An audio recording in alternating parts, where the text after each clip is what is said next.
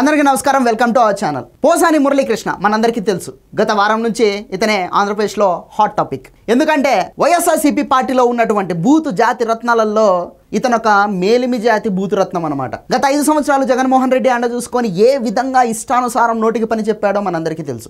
FDC చైర్మన్గా ఉంటూ cinema ఇండస్ట్రీలో ఉన్నటువంటి బడా స్టార్ హీరోలను, ముఖ్యంగా పవన్ కళ్యాణ్ని ఏ విధంగా టార్గెట్ చేశాడో కూడా మనందరికీ తెలుసు. పవన్ కళ్యాణ్ని మాత్రమే కాకుండా పవన్ కళ్యాణ్ వ్యక్తిగత జీవితం గురించి ఇష్టారీతిన మాట్లాడినటువంటి వ్యక్తి ఈ పోసాని మురళీకృష్ణ. పవన్ కళ్యాణ్ యొక్క భార్య అన్న లెజినోవా గారి మీద నోటికి వచ్చినట్టు దారుణంగా మాట్లాడినటువంటి వ్యక్తి ఈ పోసాని మురళీకృష్ణ.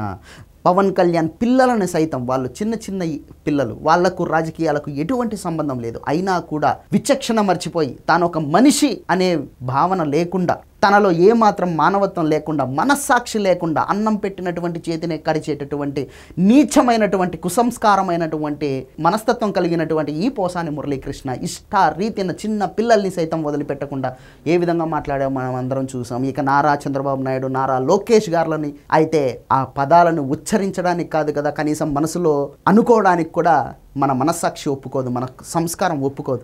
అంత నీచంగా మాట్లాడినటువంటి ఈ బూతు జాతి రత్నాన్ని కూటమి ప్రభుత్వం ఏర్పాటయిన తర్వాత, నారా చంద్రబాబు నాయుడు గారు ముఖ్యమంత్రి అయిన తర్వాత, నారా లోకేష్ గారు తెరిచినటువంటి రెడ్ బుక్లో ఇతని పేరు స్పష్టంగా రాసి ఉండడం వల్ల ఇతన్ని అరెస్ట్ చేసి జైలుకు పంపడం జరిగింది. జైలుకు పంపిన తర్వాత ఇతను రిమాండ్ నుంచి తప్పించుకోవడం కోసం జైల్లో హెల్త్ ఇష్యూస్ వచ్చాయని చెప్పేసి, గుండె నొప్పి వచ్చిందని, పొట్టలో నొప్పి వచ్చిందని, కిడ్నీలు పేలైపోయాయని ఇలా ఇష్టం వచ్చినట్టు నాటకాలు ఆడడం కూడా మనందరం చూసాం. కాకపోతే ఇతని దరిద్రం ఏంటంటే, దరిద్రం దశావతారాలు ఎత్తితే పోసాని మురళీకృష్ణ లాగా ఉంటుందని చెప్పేసి ఇతని మీద రాష్ట్ర వ్యాప్తంగా దాదాపు 17 కేసులు నమోదయ్యాయి. ఇంకొకటి ఇక్కడ మనం స్పష్టంగా మాట్లాడుకోవాల్సిన విషయం ఏంటంటే, ఈ పోసాని మురళీకృష్ణను కస్టడీలోకి తీసుకోవడం కోసం అని చెప్పేసి ఆంధ్రప్రదేశ్ పోలీసులు ఈసారి వాళ్ళల్లో వాళ్ళే ఎమ్ములాటలకు పాల్పడుతున్నారు, పోటీ పడతా ఉన్నారని చెప్తే ఇంకా చాలా అందంగా ఉంటుంది. ఎందుకంటే ఈ పోసాని మురళీకృష్ణ చేసినటువంటి నీచమైనటువంటి వ్యాఖ్యల పట్ల ఏహ్యభావంతో ఉన్నటువంటి ప్రజలు రాష్ట్ర వ్యాప్తంగా సుమారు 17 నియోజకవర్గాలలో 17 ప్రాంతాలలో ఇతని మీద కేసులు నమోదు చేయడం జరిగింది.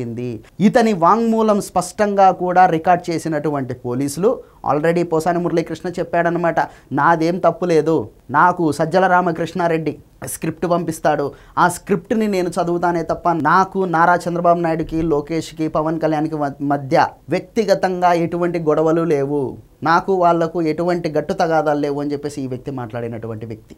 సో సజ్జల రామకృష్ణారెడ్డి రాసిచ్చిన, లేదంటే డైరెక్ట్గా జగన్మోహన్ రెడ్డే ఫోన్ చేసి పోసాని ఈరోజు ఇట్లా తిట్టు అట్లా తిట్టు అని చెప్పేసి చెప్పినా అవి లెక్కలేకు వస్తాయో రావో తెలియదు. కానీ మీడియా ముందుకు, గొట్టాల ముందుకు వచ్చి ఇష్టారీతిన నోటికి పని చెప్పింది నువ్వే కాబట్టి పోసాని మురళీకృష్ణ, ఈ కేసుల్లో నీకు మాత్రం మినిమం 10 ఏళ్ళు శిక్ష పడే అవకాశం ఉంది. ఎందుకంటే 1 కాదు 2 కాదు, దాదాపు 17-18 కేసులు నమోదైనాయి నీ మీద. ఇప్పటికిప్పుడు అన్నమయ్య జిల్లా నుంచి నిన్ను నరసాపురం తీసుకెళ్లారు, అక్కడి నుంచి ఇంకే ప్రాంతానికి తీసుకెళ్తారో తెలియదు, అక్కడి నుంచి ఇంకొక ప్రాంతానికి ఎక్కడికి తీసుకెళ్తారో తెలియదు. సో పోలీసులు కూడా చాలా ఇంట్రెస్ట్గా ఉన్నారు నీ తాట తీసే విషయంలో మాత్రం. ఇటువంటి నీచమైనటువంటి మనుషులు సభ్య సమాజంలో తిరగడానికి అనర్హులు. వీళ్ళకి పర్మనెంట్ ప్లేస్ ఏదైతే ఉందో అది ఖచ్చితంగా జైలే.